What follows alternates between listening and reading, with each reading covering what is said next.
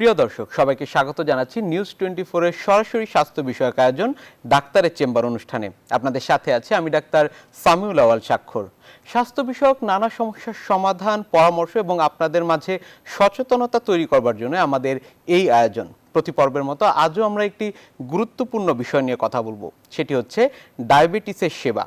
এই গুরুত্বপূর্ণ বিষয়টি নিয়ে আলোচনা করবার জন্য আমাদের সাথে স্টুডিওতে জুমের মাধ্যমে যুক্ত রয়েছেন ডাক্তার আব্দুল মান্নান সরকার, সিনিয়র কনসালটেন্ট ও বিভাগীয় প্রধান, এভারকেয়ার হাসপাতাল ঢাকার হরমোন এবং ডায়াবেটিস বিভাগে।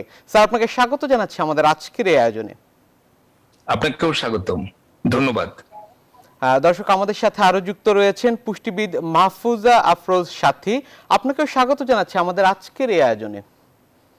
ধন্যবাদ। জি, প্রিয় দর্শক, আপনারা যারা অনুষ্ঠানটি দেখছেন, আমাদের আজকের যেটি আলোচনার বিষয় সেটি হচ্ছে ডায়াবেটিসের সেবা। এই বিষয়টি সম্পর্কে আপনাদের যদি কোনো প্রশ্ন এবং পরামর্শ থাকে সেক্ষেত্রে আপনারা সরাসরি ফোন করতে পারেন স্ক্রিনে দেখানো নম্বরগুলোতে। আমরা চেষ্টা করব আপনাদের সেই বিষয়গুলো নিয়ে আলোচনা করবার জন্য।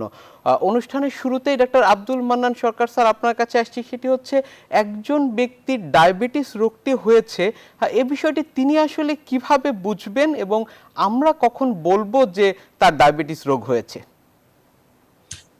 ধন্যবাদ আপনাকে, খুবই গুরুত্বপূর্ণ একটা প্রশ্ন করেছেন।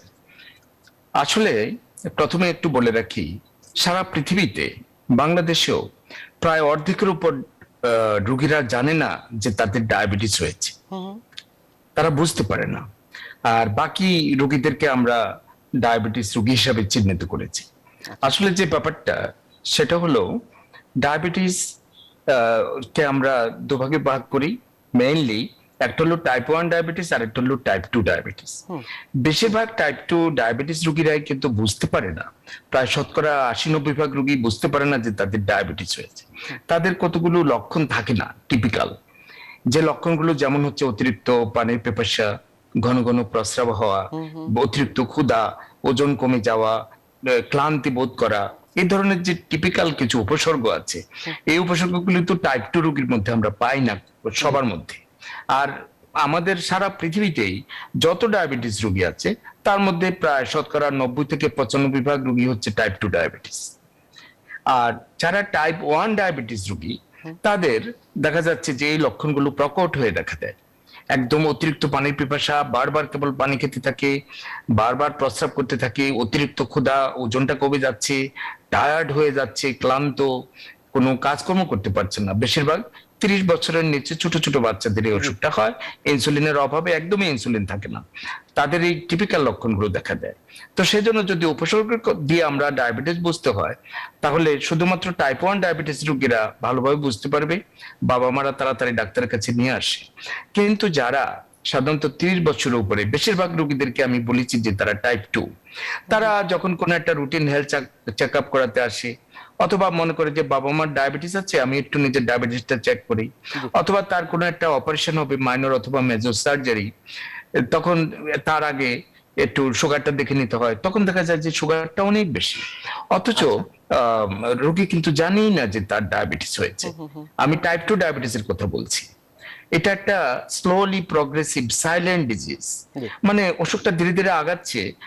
ইতিমধ্যে হয়তো দেখা যাচ্ছে কিডনির জটিলতা, চোখের জটিলতা বা ব্রেইনের স্নায়বিক জটিলতা, এগুলো অনেকটা হয়ে গেছে, অথচ রোগী তখনও বুঝতে পারছে না যে তার ডায়াবেটিস হয়েছে।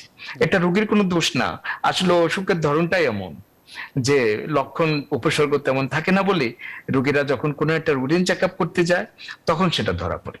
জি, ধন্যবাদ স্যার আপনাকে। যে বিষয়টি নিয়ে কথা বলছিলেন সেক্ষেত্রে আমি যদি আপনার কাছ থেকে বয়স ভিত্তিক ভাগ একটু জানতে চাই, সেটি হচ্ছে আপনি যেমনটি বলছিলেন টাইপ 1 এর কথা বলছিলেন, টাইপ 2 ডায়াবেটিসের কথা বলছিলেন, কত বছর বয়স থেকে আসলে উপসর্গগুলো হতে পারে, এ ধরনের কোনো বাধ্যবাধকতা আছে কিনা?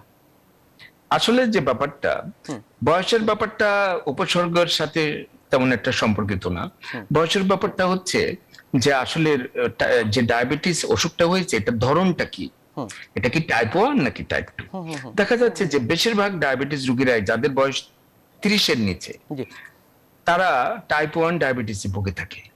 আর যাদের বয়স 30 এর উপর, তারা সাধারণত যে কথাটা বলেছিলাম তেমন একটা উপসর্গ থাকে না, তারা টাইপ 2 ডায়াবেটিস ওষুধটায় ভুগে থাকে। তবে আজকাল আমাদের জীবনযাত্রা অনেক পরিবর্তন এসেছে। জি আমাদের শিশু কিশোররা তার ফিজিক্যাল অ্যাক্টিভিটি তাদের তেমন একটা নেই, খেলার মাঠ পাচ্ছে না, তারপরে তাদের খাবারে ফাস্ট ফুড খাচ্ছে, তারা মোটা হচ্ছে। এই যে চাইল্ডহুড ওবেসিটি অথবা এই যে একদম শিশু কিশোরদের যে জি স্থূলতা, যেটাকে আমরা ওবেসিটি বলি, সেটাও কিন্তু আগে আগে ডায়াবেটিস ডেভেলপ করার একটা কারণ হয়। বিশেষ করে যে সমস্ত ছোট ছোট বাচ্চাদের বাবা মায়ের ডায়াবেটিস আছে, হুম তাদের হয়তো এই ডায়াবেটিসটাই 50-60 বছর গিয়ে ডেভেলপ করতো, যেহেতু তার একটা জেনেটিক ইনফ্লুয়েন্স আছে। কিন্তু এটা দেখা যাচ্ছে 10-12 বছর বয়সী বা তারও আগে ডেভেলপ করছে। জি এ ধরনের আমাদের অনেক রোগী আছে যাদের আর্লি ডায়াবেটিস ডেভেলপ করে যাচ্ছে, যদিও তারা বয়সে 30-এর নিচে, এবং তাদের কিন্তু টিপিক্যাল ওই লক্ষণগুলোও নাই।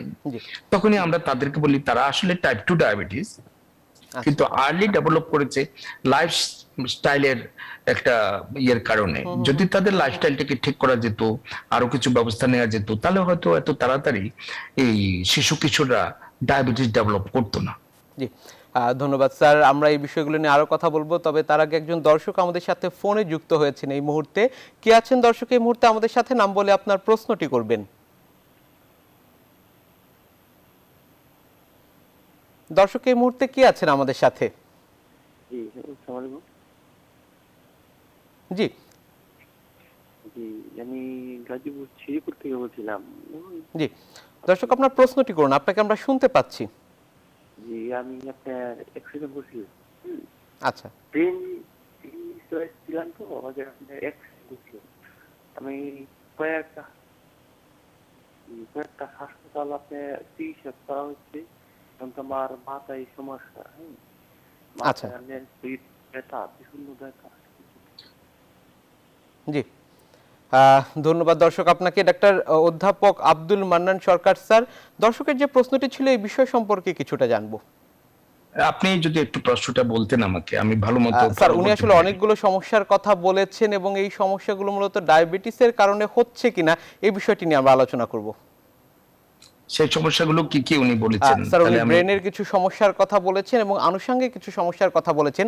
সেক্ষেত্রে স্যার আমরা আসলে একটু এরই সাথে জেনে নিতে চাই, সেটি হচ্ছে ডায়াবেটিসের কারণে জটিলতাগুলো কি কি হতে পারে। আচ্ছা, তো আমি আসলে যে কথাটা বলবো, হুম ডায়াবেটিস এমন একটা অসুখ যেখানে রক্তের সুগারটা বেড়ে যায়। আচ্ছা রক্তের সুগারটা বেড়ে যায় ইনসুলিনের অভাবে, হুম অথবা ইনসুলিনের কার্যকারিতাটা তেমন থাকে না, জি যার ফলে রক্তের সুগারটা বেড়ে যায়। কারণ রক্তের সুগারটাকে কোষে কোষে ঢুকিয়ে দেওয়ার জন্য কিন্তু ইনসুলিন লাগবে, জি তবেই আমরা শক্তি পাবো। গ্লুকোজটা যখন কোষে ঢুকবে, তারপরে এনার্জি তৈরি হবে। হুম হুম হুম এখন যখন এটা হচ্ছে না, একদম ইনসুলিনের অভাব, যেটা আমি টাইপ 1 বলেছি, এটা একটা কারণ। আর যারা টাইপ 2 তাদের ইনসুলিনটা থাকে, কিন্তু ইনসুলিনটা ভালোভাবে কাজ করতে পারছে না। হুম তো এখন এই যে এতে কিন্তু রক্তের সুগারটা বেড়ে যায়। শুধুমাত্র যদি ডায়াবেটিস অসুখটা এমন একটা অসুখ হতো যে রক্তের সুগারটা বেড়েছে আর তেমন কোনো ব্যাপার না, আচ্ছা তাহলে আমরা ডায়াবেটিসকে নিয়ে এত চিন্তা করতাম না। জি ডায়াবেটিসটা এত গুরুত্ব পেয়েছে শুধুমাত্র তার জটিলতার কারণে। আচ্ছা কতগুলো জটিলতা, তাৎক্ষণিক জটিলতা, খুবই আমরা ইমার্জেন্সি বলি, যেমন ডায়াবেটিক কিটোঅ্যাসিডোসিস বলে একটা হুম হুম। ব্যাপার আছে, যেটা টাইপ 1 ডায়াবেটিস রোগীদের হয়। বেশিরভাগ ক্ষেত্রে আইসিইউ তে আমরা স্যার এই নিবিড় পর্যায়ে পরিচর্যা তাৎক্ষণিক জটিলতাগুলোই স্যার একটু জানবো, পরে দীর্ঘমেয়াদী জটিলতাগুলো জানবো স্যার। জি তাৎক্ষণিক জটিলতা কি কি হচ্ছে? জি, এই তাৎক্ষণিক জটিলতার মধ্যে একটা বললাম যে ডায়াবেটিক কিটোঅ্যাসিডোসিস, হুম রক্তের যে অ্যালকালিন ইয়াটা সেটা কমে অ্যাসিডিক অবস্থা হয়ে যায়, আচ্ছা যার ফলে শরীরে কিছু টক্সিক জন্য যায়, যেগুলোকে আমরা কিটোন বডি বলি। জি এটা একটা লাইফ থ্রেটেনিং সিচুয়েশন, ভালোভাবে ডায়াগনোসিস করতে হবে এবং চিকিৎসা করতে হবে। আমি বলেছি আইসিইউ কেয়ার লাগে বেশিরভাগ রোগীদেরই। হুম হুম হুম এছাড়াও বয়স্ক ডায়াবেটিস রোগীদের একটা কন্ডিশন আছে যেখানে সুগার অনেক বেড়ে যায়, হাইপার অসমোলার নন কিটোটিক স্টেট বলে একটা অসুখ আছে, এটাও ইমার্জেন্সি কেয়ার লাগবে, আইসিইউ কেয়ার।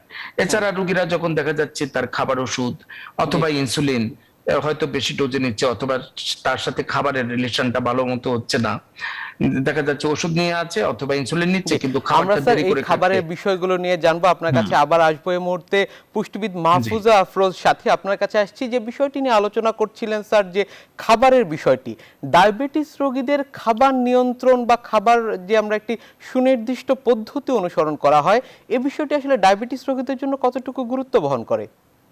জি অত্যন্ত গুরুত্বপূর্ণ একটা প্রশ্ন। হুম ডায়াবেটিস কেয়ারে অথবা ডায়াবেটিস নিয়ে যখন আমরা কথা বলি, তখনই আমরা 3D এর কথা বলি। জি। সবার আগেই আসে হচ্ছে ডায়েট, তারপরে আসে হচ্ছে ডিসিপ্লিন, তারপরে ড্রাগ। তার মানে হচ্ছে যখনই ডায়াবেটিস এর কথা বলতে যাই তখনই কিন্তু তার পেশেন্টের জীবনে ডায়েট, দ্যাট মিন্স তার খাদ্য ব্যবস্থাপনা কেমন হবে এটা জি। একটা গুরুত্ব চলে আসে। হুম। তারপরে তার জীবনটা হতে হবে নিয়মতান্ত্রিক। তারপরে সেটার সাথে দুটো বিষয়ের সাথে সমন্বয় করতে হবে তার ঔষধের বা ড্রাগের। সেই জন্য আচ্ছা। বলা হয় যে স্যার একটু আগেই বলছিলেন যে বিষয়টা যে কিছু কিছু তাৎক্ষণিক জটিলতার মধ্যে পড়ে যায় পেশেন্ট, যে ওষুধ নিচ্ছে, হুম, ওরাল হুম, হুম। ড্রাগ নিয়েছে বা ইনসুলিন নিয়েছে, সেটার সাথে সে তার খাবারটাকে সমন্বয় করতে পারেনি, তখন জি। কিন্তু পেশেন্ট হাইপোগ্লাইসেমিক স্টেটে চলে যায়। তখন এমনও হয় যে মাথা ঘুরে পড়ে যাচ্ছে, চোখে অন্ধকার দেখছে, কেউ কেউ ফেইন্ট হয়ে যায়, অর্থাৎ সেন্সলেস হয়ে যায়। আচ্ছা। তো খাদ্যের গুরুত্ব তো অবশ্যই আছে। হুম, হুম। এখন আসি, এটা তো তাৎক্ষণিক জটিলতার কথা বললাম। এরপরে খাবার নিয়ন্ত্রণে যদি না থাকে তাহলে কিন্তু দীর্ঘমেয়াদী জটিলতাগুলো আরো ত্বরান্বিত হয়ে যায়। জি। ডায়াবেটিস নিয়ন্ত্রণে রাখার জন্য ঔষধের গুরুত্ব যেমন, ঔষধের সাথে কিন্তু খাবারটা সমন্বয় করা। হুম, হুম, এখন কোন খাবারটা? খাবারটা হচ্ছে সবচেয়ে বেশি গুরুত্বপূর্ণ হচ্ছে শর্করা জাতীয় খাবার বা কার্বোহাইড্রেট, যেই খাবারগুলো থেকে ভেঙে গ্লুকোজ তৈরি হয় সরাসরি। জি। এই খাবারগুলো আমরা কতটুকু খাবো, কখন খাবো, এই জিনিসটাই হচ্ছে আগে মাথায় রাখতে হয় ডায়াবেটিস রোগীদের ক্ষেত্রে। ইনসুলিন পেলে তার খাদ্য তালিকায় এই কার্বোহাইড্রেট গুলোকে ইনসুলিনের ডোজের সাথে সমন্বয় করে ডিস্ট্রিবিউট করে দিতে হয় বা হুম, হুম, হুম। ভাগে ভাগে দিতে হয়। আর জি। যদি ওরাল ড্রাগ পায় সেই ক্ষেত্রেও তার খাবারটা সারাদিনে কতটুকু কোন বেলায় কিভাবে দেব সেটাও কিন্তু একটা নির্দিষ্ট নিয়ম মাফিক দিতে হয়। আচ্ছা। তার মানে বোঝাই যাচ্ছে যে একজন ডায়াবেটিস রোগীর জন্য তার খাবার নিয়ন্ত্রণ করা বা খাদ্য তালিকাটা সঠিকভাবে প্রণয়ন করা কতটা গুরুত্ব বহন হুম, করে। হুম, হুম। জি। যেমনটি বলছিলেন সেক্ষেত্রে একেকজন ব্যক্তির খাদ্য তালিকা পদ্ধতি তো একেক রকম হবে। অবশ্যই প্রত্যেকটা ব্যক্তির জন্য সে ডায়াবেটিসে আক্রান্ত হোক বা যাই হোক, যে জি। কোনো রোগের জন্যই একজন ব্যক্তির জন্য ডায়েটটা একদম ইন্ডিভিজুয়ালাইজড হবে। দ্যাট মিন্স যে ৫ জন ডায়াবেটিস রোগীও যদি হয়, হুম, হুম। তারপরেও ৫ জনের খাদ্য তালিকা কিন্তু একই রকম হবে না।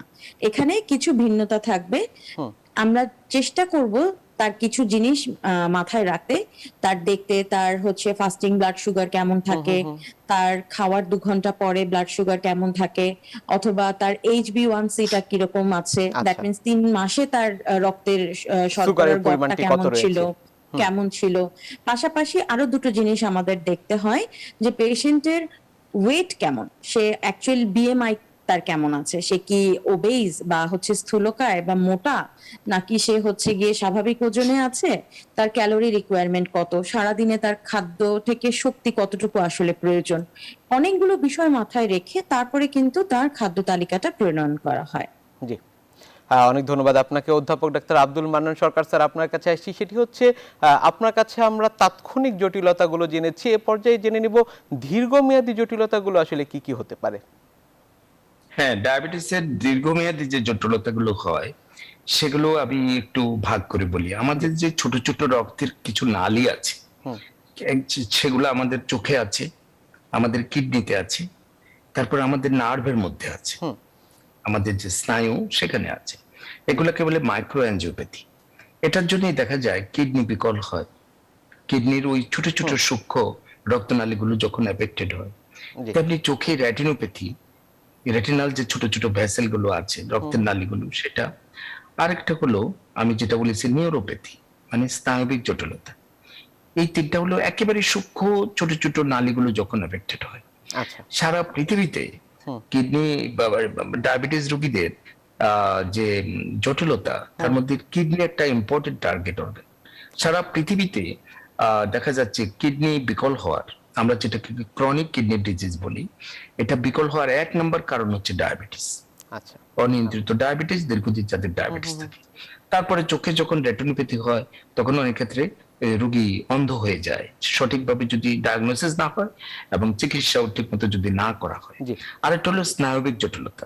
প্রায়শই রোগীরা দেখা যাচ্ছে, ডাক্তার সাহেব আমার হাত পা জ্বালা পোড়া করে, মনে হচ্ছে যেন মরিচ লাগিয়ে দিয়েছে, এত একেবারে আগুনের মতো পোড়া ইয়ে, আমি সহ্য করতে পারি না। এগুলো হলো এক ধরনের সেন্সরি নিউরোপ্যাথি। আচ্ছা। আবার অনেক ক্ষেত্রে মিক্সড কিছু সেন্সরি মোটর নিউরোপ্যাথিও হয়। এগুলা পরীক্ষা করারও কিছু পদ্ধতি আছে, যেমন নার্ভ কন্ডাকশন স্টাডি বলে একটা স্টাডি আছে, সেটা দিয়ে স্পেসিফিক্যালি বলে দেওয়া যায় যে আসলে রোগীর স্নায়বিক জটিলতা কোন ধরনের হয়েছে। আচ্ছা। এছাড়া তার থেকে কিছু আরো একটু বড় রক্তনালী যেমন আমাদের হার্টে আছে, সে রক্তনালীগুলোও কিন্তু আস্তে আস্তে শুরু হয়ে যায়। সেখানে করোনারি আর্টারি ডিজিজ বলে একটা ব্যাপার আছে, যেটাকে আমরা বলি হৃদরোগ, জি। হার্ট অ্যাটাকও হতে পারে। তারপরে ব্রেইনের কিছু ছোট ছোট আর্টারি আছে, সেরেব্রাল আর্টারি, সেখানেও হতে পারে, এটার জন্য স্ট্রোক হতে পারে, আচ্ছা। যেটাকে আমরা বলি। আর আমাদের শরীরে পায়ে কতগুলো পেরিফেরাল ভাস্কুলার ডিজিজ বলি আমরা, পায়ের যে রক্তনালীগুলো আছে সেগুলো যখন একটু সরু হয়ে যায় তখন দেখা যায় পাটা পায়ে বিভিন্ন রকমের প্রবলেম দেখা দেয়। অনেক ক্ষেত্রে গ্যাংগ্রিন বলে একটা অসুখ আছে, যে পাটা একেবারে কেটে ফেলতে হয়। আচ্ছা। সাধারণত দেখা যাচ্ছে যে কোনো একটা দুর্ঘটনায় কোনো কিছুতে অনেক ক্ষেত্রে কারো কারো হয়তো দুঃখজনক ভাবে পা কেটে ফেলতে হয়, কেউ যদি কোনো একটা রোড ট্রাফিক অ্যাক্সিডেন্ট বা কিছুতে ইয়ে হয়। জি। কিন্তু নন ট্রমাটিক, মানে কখনো কোনো ইনজুরি হয়নি, কিছু হয়নি, তারপরও তার পা কেটে ফেলতে হচ্ছে, যেটাকে আমরা অ্যাম্পুটেশন বলি, সেটার হার ডায়াবেটিস রোগীদের 25 গুণ বেশি আচ্ছা। অন্যদের থেকে। তাহলে এটা একটা গুরুত্বপূর্ণ ব্যাপার। তো মোটামুটি দীর্ঘমেয়াদী জটিলতাগুলো এই ধরনের হয়। আবার চামড়ায় কিছু দেখা যাচ্ছে তার ফোঁড়া উঠছে, আমরা বলি বয়েল অথবা কার্বাঙ্কাল, সেক্ষেত্রে অনেক ক্ষেত্রে সার্জারি করতে হয়, আচ্ছা। সার্জনের শরণাপন্ন হতে হয়। অনেক ক্ষেত্রে দেখা যাচ্ছে যে আরো কিছু কিছু প্রবলেম দেখা দেয়, যে তার ঘন ঘন ইউরিনারি ট্রাক্ট ইনফেকশন হচ্ছে, মহিলাদের বেলায় কিছু যৌনাঙ্গে কিছু ইনফেকশন হচ্ছে, এই ধরনের কিছু প্রদাহ হচ্ছে। তো এগুলো ডায়াবেটিস রোগীদের একটু বেশি হয়। জি। তবে যদি আমরা সঠিকভাবে ডায়াবেটিসকে জি, যথাসময়ে আমরা স্যার diagnosis করি, ধন্যবাদ আপনাকে, আমরা treatment নিয়ন্ত্রণের নেই, এই তাহলে বিষয়গুলো আমরা- শুনবো। জি। তবে তার আগে আরেকজন দর্শক আমাদের সাথে ফোনে যুক্ত হয়েছেন এই মুহূর্তে। কে আছেন দর্শক? আমাদের সাথে নাম বলে আপনার প্রশ্নটি করবেন। জি দর্শক, আপনাকে শুনতে পাচ্ছি, আপনার প্রশ্নটি করুন। হ্যালো, জি দর্শক, আপনাকে আমরা শুনতে পাচ্ছি, আপনার প্রশ্নটি আমি করুন। নেপালি আক্তার বলতেছি পাবনা থেকে। জি দর্শক, আপনার টিভির ভলিউমটি কমিয়ে দিয়ে আমাদের প্রশ্নটি করবেন। শ্বাসকষ্টের সমস্যা, বুঝছেন? জি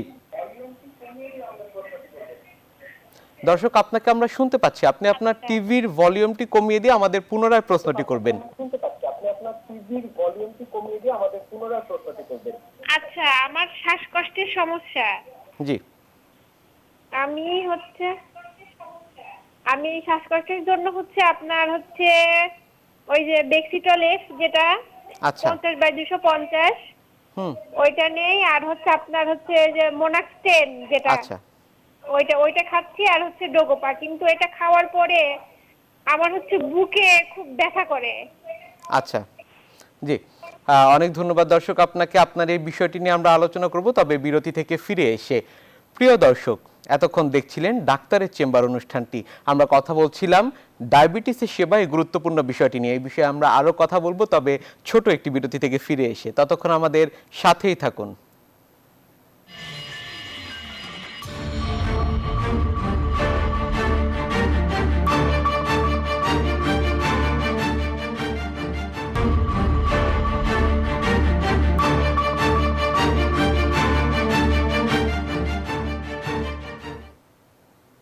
দর্শক, ফিরে আসলাম বিরতি থেকে। এতক্ষণ আমাদের সাথে থাকার জন্য আপনাদের ধন্যবাদ। অধ্যাপক ডাক্তার আব্দুল মান্নান সরকার স্যার, আপনার কাছে আসছি। সেটা হচ্ছে, বিরতিতে যাবার আগে দর্শকের যে প্রশ্নটি ছিল, উনি আসলে শ্বাসকষ্টজনিত সমস্যায় ভুগছেন, সাথে উনি আসলে কিছু ওষুধ এবং ইনহেলারের কথা উল্লেখ করেছেন, কিন্তু তাতেও আসলে সে বিষয়টি নিয়ন্ত্রণে আনতে পারছেন না। সেক্ষেত্রে এই মুহূর্তে উনার আসলে কি করণীয়, এই বিষয়টি উনি জানতে চেয়েছিলেন। এই বিষয়টি সম্পর্কে আপনার কাছ থেকে জানবো। আচ্ছা, দর্শককে ধন্যবাদ প্রশ্নটা করার জন্য। তো আপনি যে কথাগুলো বলেছেন আর যে সমস্ত ওষুধ নিচ্ছেন, এতে মনে হচ্ছে আপনার শ্বাসকষ্টজনিত একটা সমস্যা আছে।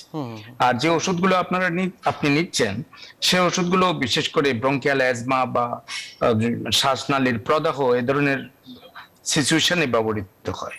তবে আমি আপনাকে বলবো, উপদেশ দেব, আপনি একজন বক্ষব্যাধি শরণাপন্ন হয়ে এই ব্যাপারগুলো সম্পর্কে ভালোভাবে জেনে নেবেন কি করতে হয়।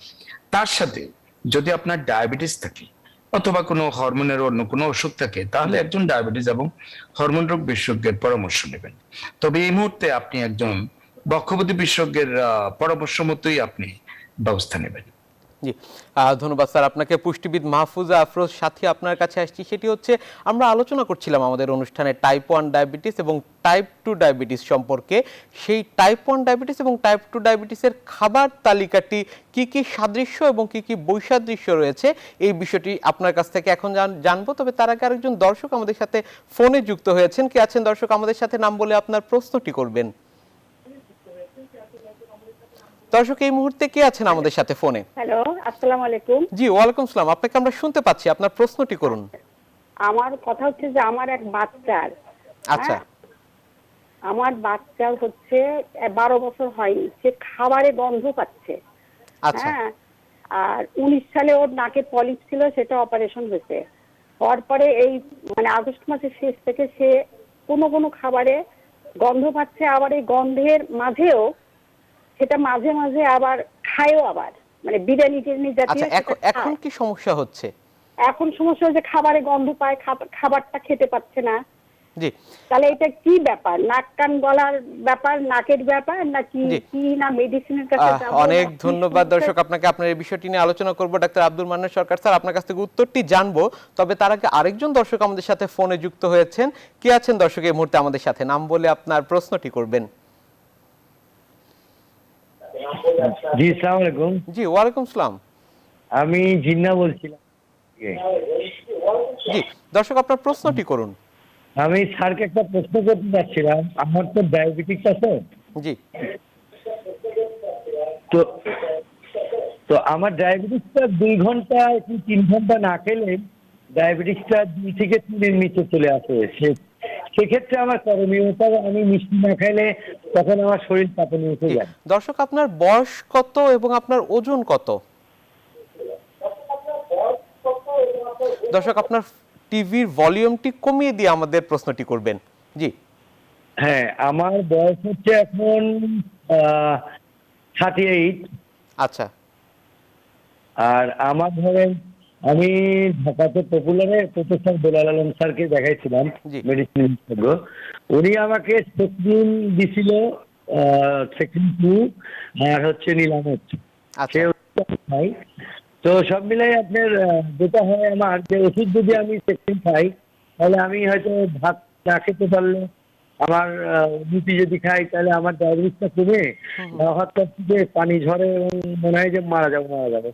তখন সাথে সাথে করে চিনি শরবত খেতে হয় এবং খুব নেমে আসে, 2-3 চলে আসে। জি, অনেক ধন্যবাদ দর্শক আপনাকে। আমরা আপনার বিষয়টি নিয়ে আলোচনা করছি। অধ্যাপক ডাক্তার আব্দুল মান্নান সরকার স্যার, আপনার কাছ থেকে উত্তরটি জানবো।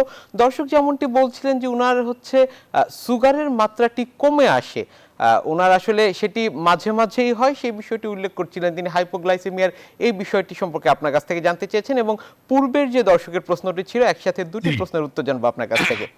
আচ্ছা, প্রথমে যে দর্শক একটা প্রশ্ন করেছিলেন জি যে তার বাচ্চার 12 বছর বয়স এবং তার খাবারের মধ্যে গন্ধ পায়, গন্ধ পাচ্ছে সব না। খাবার হ্যাঁ খেতে পারে না। হুম। তো যাক, ছোট বাচ্চাদের খাবারে গন্ধ পাওয়ার বিভিন্ন কারণ থাকে। তার মধ্যে একটু মানসিক দিকটাকেও দেখে নিতে হবে, যে কোনো খাবার যদি সে অপছন্দ করে, জি তাহলে সেই খাবারটাতে হয়তো সে গন্ধ পাবে।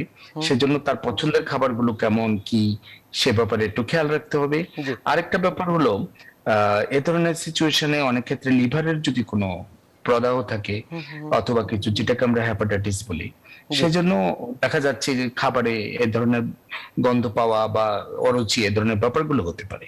আচ্ছা আর এই পুরা ব্যাপারটার জন্য আপনি একজন মেডিসিন বিশেষজ্ঞকে দেখাতে পারেন, যিনি প্রকৃত কারণটা বের করে ব্যবস্থা নেবেন, অথবা যে ডাক্তার লিভার বা অন্য কোনো বিশেষজ্ঞের কাছে তিনি পাঠাবেন। জি এই ব্যাপারে একটু খেয়াল রাখতে স্যার, হবে। দ্বিতীয় দর্শকের যে এই, প্রশ্নটি ছিল। আর হ্যাঁ, দ্বিতীয় দর্শকের প্রশ্নটা আমি বুঝেছি, যে তিনি কিন্তু ওষুধ পাচ্ছেন, তারপরে ওনার বয়স 38 বছরের মতো, উনি কতগুলো ওষুধ খাচ্ছেন, তার মধ্যে ওনার দেখা যাচ্ছে সুগারটা কেবল কমে যাচ্ছে। সুগার কমে যাওয়ার ডায়াবেটিস রোগীদের অনেকগুলো কারণ আছে। তার মধ্যে যে প্রধান কারণ, সেটা হলো খাবারটা আসলে ঠিক মতো খাবারের সাথে ওষুধের সামঞ্জস্য না হওয়া। দেখা যাচ্ছে যে যেভাবে একটা ওষুধ খাচ্ছেন উনি, জি তার সাথে খাবারের যে একটা সমন্বয়, সেটা হচ্ছে না।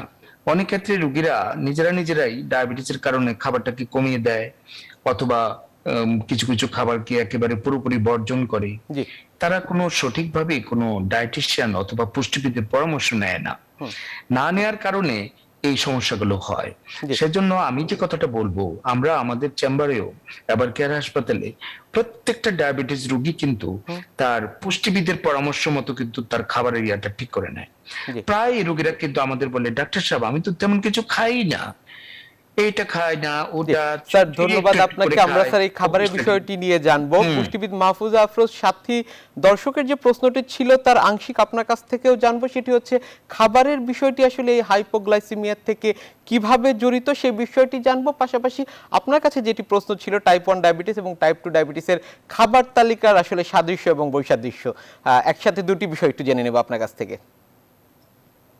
ধন্যবাদ। জি। স্যার যেটি বলছিলেন যে ডায়াবেটিস রোগীদের মধ্যে এই প্রবণতাটা অনেক বেশি। তারা নিজেরাই যখনই শুনে যে ডায়াবেটিস তখনই দেখা যায় নিজেদের মতন করে নিজেরা নিজেদের একটা খাদ্য তালিকা তৈরি করে ফেলেন, যেখানে তাদের পর্যাপ্ত পরিমাণ পুষ্টি চাহিদা পূরণ হয় না। আচ্ছা। সেই কারণেই উনি দেখা যায় ঔষধের সাথেই হাইপোগ্লাইসেমিয়াটা তার সঙ্গে চলতে থাকে। এইটা সবচেয়ে গুরুত্বপূর্ণ কারণ। দেখা যাচ্ছে যে ওষুধটা উনি যে সময় নিচ্ছেন, বেশিরভাগ ক্ষেত্রেই ডায়াবেটিস রোগীরা সকালে রাতে 2 বেলা ওষুধ নেয়। সকালবেলায় উনি ওষুধটা খাচ্ছেন, কিন্তু ব্রেকফাস্ট যেটা আমরা বলি সকালবেলার নাস্তাটায় উনি প্রপার রাখছেন না, বা যতটুকু কার্বোহাইড্রেট ওনার প্রয়োজন হিসেব মতো ততটুকু উনি রুটি অথবা হচ্ছে ব্রেড অথবা হচ্ছে চিড়া মুড়ি যাই বলি না কেন, কার্বোহাইড্রেট জাতীয় যে খাবারটা সেটা পর্যাপ্ত নিচ্ছেন না, যার কারণে সে হাইপোগ্লাইসেমিক হয়ে যায়। জি।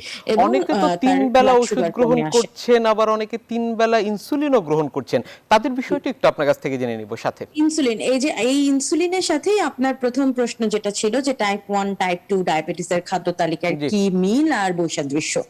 টাইপ 1 এর সবচেয়ে গুরুত্বপূর্ণ যেটা সেটা হচ্ছে অবশ্যই ইনসুলিন দ্বারা ট্রিটমেন্টটা করা হয়। তাদের ওরাল ড্রাগে তো কাজ হয়ই না।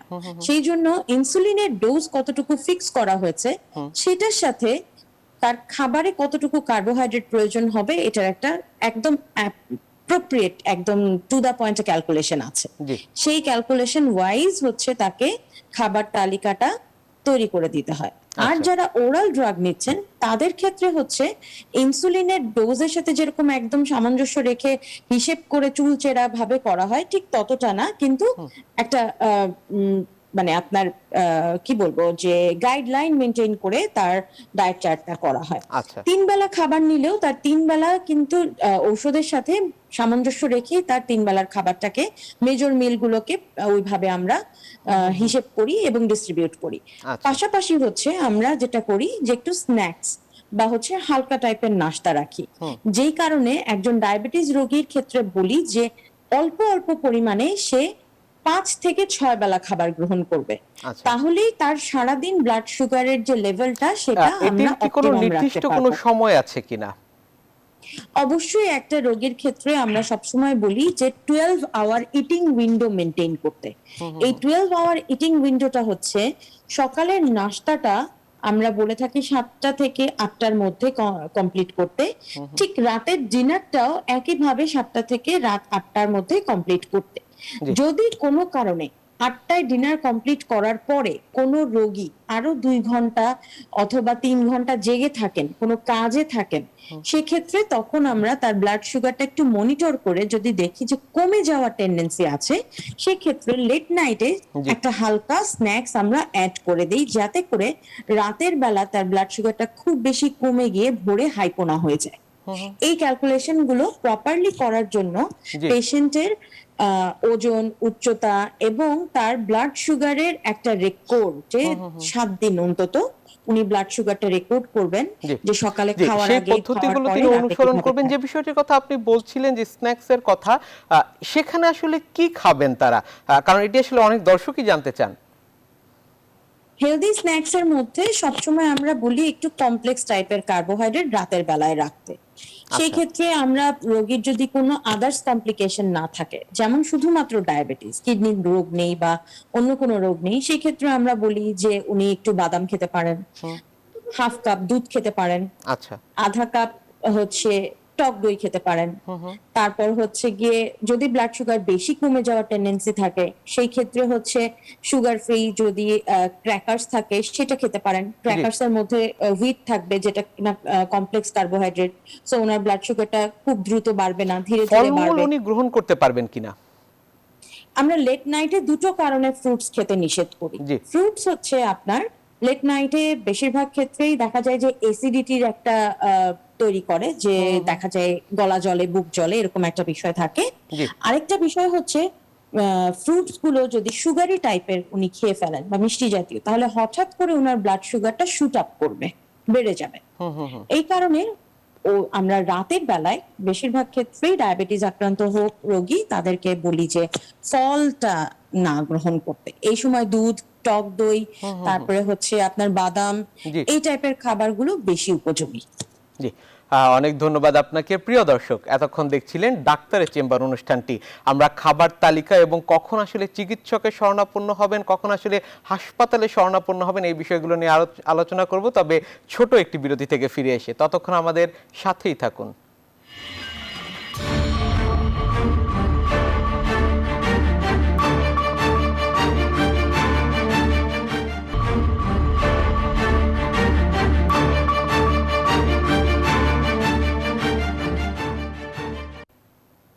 দর্শক, ফিরে আসলাম বিরতি থেকে। এতক্ষণ আমাদের সাথে থাকার জন্য আপনাদের ধন্যবাদ।